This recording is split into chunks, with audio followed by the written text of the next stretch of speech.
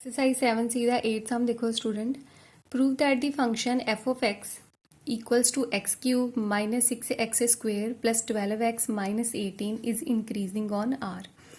सो ਅਸੀਂ ਚੈੱਕ ਕਰਨਾ ਹੈ ਕਿ ਇਹ ਫੰਕਸ਼ਨ ਕੀ ਆ ਇਨਕਰੀਜ਼ਿੰਗ ਫੰਕਸ਼ਨ ਆ ਸੋ ਗਿਵਨ ਇਕੁਏਸ਼ਨ ਲਿਖ ਲਈ ਸੋ ਦੈਟ ਮੀਨਸ ਜੋ ਫੰਕਸ਼ਨ ਤੁਹਾਨੂੰ ਗਿਵਨ ਆ ਉਹ ਲਿਖ ਲਿਆ ਦੈਨ ਦੇਖੋ ਅਸੀਂ ਪੜਿਆ ਕਿ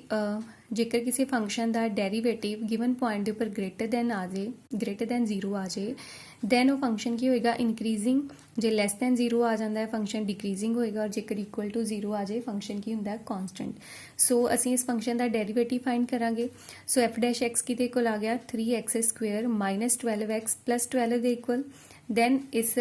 ਫੰਕਸ਼ਨ ਦੇ ਵਿੱਚ 3 ਕਾਮਨ ਆ ਗਿਆ ਸੋ x² ਮਾਈਨਸ 4x ਪਲੱਸ 4 ਆ ਜਾਏਗਾ ਹੁਣ ਇੱਥੇ a minus b whole square ਦੇ ਫਾਰਮੂਲੇ ਦੇ ਅਕੋਰਡਿੰਗਲੀ ਇੱਥੇ ਕੀ ਬਣ ਜਾਏਗਾ x ਮਾਈਨਸ 2 ਹੋਲ ਸਕੁਏਅਰ ਹੁਣ ਦੇਖੋ x ਮਾਈਨਸ 2 ਹੋਲ ਸਕੁਏਅਰ ਆ ਹੁਣ ਇੱਥੇ ਮੈਂ x ਦੀ ਜੋ ਮਰਜ਼ੀ ਵੈਲਿਊ ਪੁੱਟ ਕਰਦਾ ਉਹ ਹਮੇਸ਼ਾ ਪੋਜ਼ਿਟਿਵ ਹੀ ਰਹੇਗੀ ਕਿਉਂਕਿ ਜੇਕਰ ਮੰਨ ਲਓ ਅਸੀਂ x ਦੀ ਵੈਲਿਊ 0 ਪੁੱਟ ਕਰ ਦਿੰਦੇ ਆ ਸੋ 0 ਪੁੱਟ ਕਰਨ ਤੇ ਕੀ ਆ ਜਾਏਗਾ ਮਾਈਨਸ 2 ਹੋਲ ਸਕੁਏਅਰ ਸੋ ਮਾਈਨਸ 2 ਦਾ ਜਦੋਂ ਸਕੁਏਅਰ ਕਰੋਗੇ 4 ਆ ਗਿਆ ਔਰ 4 into 3 ਕੀ ਆ ਜਾਏਗਾ 12 ਵਿਚ ਇਜ਼ ਗ੍ਰੇਟਰ ਦੈਨ 0 ਸੋ ਜੇਕਰ ਇੱਥੇ 2 ਵੈਲਿਊ ਪੁੱਟ ਕਰ ਦਿੰਦੇ x ਦੀ ਜਗ੍ਹਾ ਸੋ 2 minus 2 0 ਹੋ ਗਿਆ ਸੋ 3 into 0 0 ਆ ਜਾਏਗਾ ਸੋ ਦੈਟ ਮੀਨਸ ਇੱਥੇ x ਦੀ ਚਾਹੇ ਨੈਗੇਟਿਵ ਚਾਹੇ ਪੋਜ਼ਿਟਿਵ ਕੋਈ ਵੀ ਵੈਲਿਊ ਪੁੱਟ ਕਰਨ ਤੇ ਹਮੇਸ਼ਾ value greater than or equals to 0 ਹੀ ਰਹੇਗੀ ਬਿਕੋਜ਼ ਇੱਥੇ ਸਕੁਏਅਰ ਆ ਸੋ ਨੈਗੇਟਿਵ ਨੰਬਰ ਦਾ ਜਦੋਂ ਸਕੁਏਅਰ ਹੋ ਜਾਏਗਾ ਦੈਨ ਉਹਨੇ ਕੀ ਹੋ ਜਾਣਾ ਹੈ ਪੋਜ਼ਿਟਿਵ ਹੋ ਜਾਣਾ ਹੈ ਸੋ ਵੈਲਿਊ ਹਮੇਸ਼ਾ greater than or equals to 0 ਰਹੇਗੀ ਸੋ ਦੈਟ ਮੀਨਸ f' ਕੀ ਹੋ ਗਿਆ greater than equals to 0 for all x in r so this means f of x is increasing function on r so ਇਹੀ ਅਸੀਂ prove ਕਰਨਾ ਸੀ 9th sum ਦੇਖੋ next prove that the function f of x is equal to sin x is strictly increasing in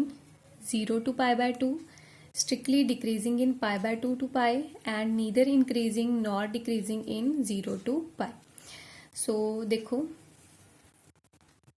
given function लिख लिया given f of x is equal to sin x then derivative find किया f' की equal आ गया cos x they equal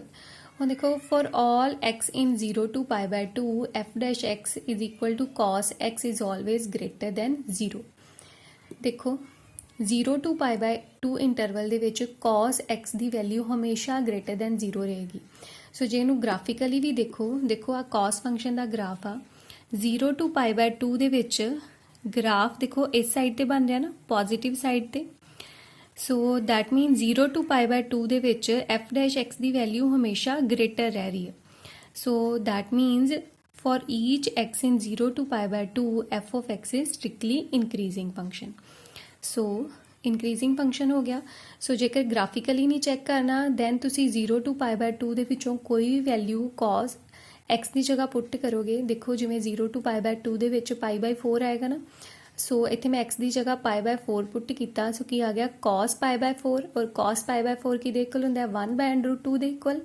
which is greater than 0 ਸੋ ਕੋਈ ਵੀ value 0 to pi by 2 ਦੇ ਵਿੱਚ ਇਸ x ਦੀ ਜਗ੍ਹਾ ਪੁੱਟ ਕਰੋਗੇ ਨਾ ਸੋ ਹਮੇਸ਼ਾ ਆਨਸਰ greater than 0 ਆਏਗਾ ਸੋ ਇਹਦਾ ਮਤਲਬ ਫੰਕਸ਼ਨ ਕੀ ਆ ਸਟ੍ਰਿਕਟਲੀ ਇਨਕਰੀਜ਼ਿੰਗ ਇਸ ਇੰਟਰਵਲ ਦੇ ਵਿੱਚ ਦੈਨ ਦੇਖੋ for each x in pi by 2 to pi so pi by 2 ਤੋਂ ਲੈ ਕੇ pi ਦੇ ਵਿੱਚ ਜੋ ਗ੍ਰਾਫ ਆ ਉਹ ਨੈਗੇਟਿਵ ਵਾਲੀ ਸਾਈਡ ਤੇ ਜਾ ਰਿਹਾ ਨਾ ਸੋ ਇਹਦਾ ਮਤਲਬ ਕਿ ਗ੍ਰਾਫਿਕਲੀ ਜੇ ਦੇਖੀਏ ਤੇ cos x ਕੀ ਆ ਲੈਸ ਦੈਨ 0 ਹੋ ਰਿਹਾ ਸੋ ਇਹਦਾ ਮਤਲਬ ਇਹ ਫੰਕਸ਼ਨ ਕੀ ਹੋ ਗਿਆ ਸਟ੍ਰਿਕਟਲੀ ਡਿਕਰੀਜ਼ਿੰਗ ਔਰ ਸੈਕਿੰਡ ਮੈਥਡ ਕੀ ਆ ਕਿ pi by 2 ਤੋਂ ਲੈ ਕੇ pi ਦੇ ਵਿੱਚੋਂ ਕੋਈ ਵੀ ਵੈਲਿਊ ਇੱਥੇ ਪੁੱਟ ਕਰੋ ਹਮੇਸ਼ਾ ਆਨਸਰ ਲੈਸ ਦੈਨ 0 ਆਏਗਾ ਮੀਨਸ cos ਦੀ ਵੈਲਿਊ ਜੋ ਵੀ ਆਏਗੀ ਉਹ ਹਮੇਸ਼ਾ ਨੈਗੇਟਿਵ ਆਏਗੀ ਉਸ ਤੋਂ ਬਾਅਦ ਫੰਕਸ਼ਨ 0 ਤੋਂ ਲੈ ਕੇ ਪਾਈ ਦੇ ਵਿੱਚ ਦੇਖੋ 0 ਟੂ ਪਾਈ ਦੇ ਵਿੱਚ ਇਸ ਤਰ੍ਹਾਂ ਦਾ ਗ੍ਰਾਫ ਆ ਸੋ ਇਸ ਟਾਈਪ ਦਾ ਗ੍ਰਾਫ ਨਾ ਹੀ ਇਨਕਰੀਜ਼ਿੰਗ ਆ ਨਾ ਹੀ ਡਿਕਰੀਜ਼ਿੰਗ ਆ ਸੋ ਜੇਕਰ x 0 ਟੂ ਪਾਈ ਦੇ ਵਿੱਚ ਆ then function x is neither increasing nor decreasing so therefore 0 to pi ਦੇ ਵਿੱਚ ਜੋ ਫੰਕਸ਼ਨ ਆ ਉਹ ਨਾ ਹੀ ਇਨਕਰੀਜ਼ਿੰਗ ਆ ਨਾ ਹੀ ਡਿਕਰੀਜ਼ਿੰਗ ਆ ਕਲੀਅਰ ਨੈਕਸਟ 12 ਦਾ ਡੀ ਪਾਰਟ ਦੇਖੋ student prove that the function log sin x is strictly increasing on 0 to pi by 2 and strictly decreasing in pi by 2 to pi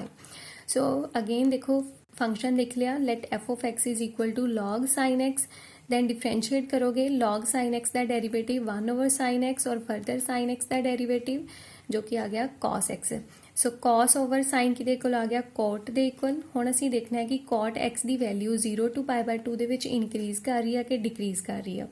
ਸੋ ਦੇਖੋ since for ਈਚ x in 0 to π/2 f dash x is greater than 0। ਸੋ 0 ਤੋਂ π/2 ਦੇ ਵਿੱਚ ਇੱਥੇ x ਦੀ ਜਗ੍ਹਾ ਜੋ ਵੀ value ਪੁੱਟ ਕਰੋਗੇ cot ਹਮੇਸ਼ਾ ਕੀ ਆਏਗਾ greater than 0। So that means f is strictly increasing in 0 to π/2। So graphically ਵੀ ਤੁਸੀਂ ਦੇਖੋ 0 to π/2 ਦੇ ਵਿੱਚ ਇੱਧਰ ਪੋਜ਼ਿਟਿਵ ਸਾਈਡ ਤੇ ਗ੍ਰਾਫ ਬਣ ਰਿਹਾ। ਸੋ that means ਫੰਕਸ਼ਨ ਕੀ ਆ greater than 0। ਸੋ ਇਹਦਾ ਮਤਲਬ ਇਹ ਫੰਕਸ਼ਨ ਕੀ ਹੋ ਗਿਆ ਇਨਕਰੀਜ਼ਿੰਗ ਫੰਕਸ਼ਨ। ਉਸ ਤੋਂ ਬਾਅਦ ਸੈਕਿੰਡ π/2 to π ਦੇ ਵਿੱਚ ਅਸੀਂ ਚੈੱਕ ਕਰਨਾ।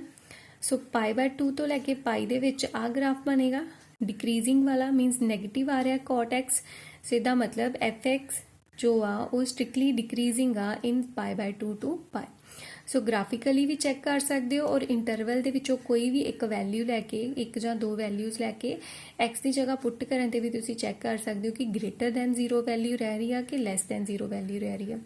ਜੇਕਰ ਆਲਵੇਜ਼ ਗ੍ਰੇਟਰ ਦੈਨ 0 ਵੈਲਿਊ ਆ ਰਹੀ ਹੈ ਤਾਂ ਫੰਕਸ਼ਨ ਸਟ੍ਰਿਕਟਲੀ ਇਨਕਰੀਜ਼ਿੰਗ ਹੋ ਗਿਆ। ਜੇਕਰ ਆਲਵੇਜ਼ ਲੈਸ ਦੈਨ 0 ਵੈਲਿਊ ਆ ਰਹੀ ਹੈ ਤਾਂ ਫੰਕਸ਼ਨ ਸਟ੍ਰਿਕਟਲੀ ਡਿਕਰੀਜ਼ਿੰਗ ਹੋ ਜਾਏਗਾ। ਔਰ ਜੇਕਰ ਇੱਕ ਪੁਆਇੰਟ ਤੇ ਵੈਲਿਊ ਗ੍ਰੇਟਰ ਦੈਨ 0 ਆ ਇੱਕ ਪੁਆਇੰਟ ਤੇ ਵੈਲਿਊ ਲੈਸ ਦੈਨ 0 ਆ ਦੈਨ ਫੰਕਸ਼ਨ ਨੀਦਰ ਇਨਕਰੀਜ਼ਿੰਗ ਨॉर ਡਿਕਰੀਜ਼ਿੰਗ ਹੋਏਗਾ। ਸੋ ਸੇਮ ਬਿਲਕੁਲ ਇਹਨਾਂ ਤਿੰਨ ਸਮ ਵਾਂਗ ਹੀ ਤੁਸੀਂ ਬਾਕੀ ਐਕਸਰਸਾਈਜ਼ ਦੇ ਸਮ ਸੋਲਵ ਕਰਨੇ ਨੇ।